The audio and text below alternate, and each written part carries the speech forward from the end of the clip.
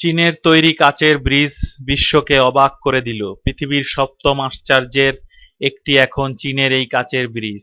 দুর্বল চিত্তের অধিকারী কেউ এই ব্রিজে উঠলে নিঃশ্বাস আটকে যেতে পারে। ব্রিজের নিচে রয়েছে সবুজ গাছে ঘেরা গভীর খাদ। হঠাৎ তাকালে মনে হতে পারে পায়ের নিচ থেকে পৃথিবীটাই বুঝি সরে গেছে। পাহাড়ের খাদের কিনারে কাচের ব্রিজ তৈরি করে বিশ্বকে তাক লাগিয়ে দিল চীন।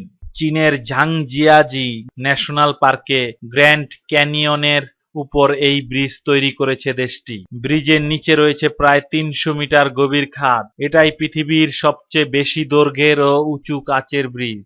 লম্বায় ৩৮০ মিটার ও চওড়ায় ৬ মিটার এই দুঃসাহসিক ব্রিজটি তৈরির পরিকল্পনা যার মাথা থেকে বের হয়েছে তিনি হলেন ইসরায়েলের বিখ্যাত আর্কিটেক্ট হাইম দোতান। কাচের এই ব্রিজের দুই দিকেই স্টিলের বিম দিয়ে ঘেরা দেওয়া হয়েছে।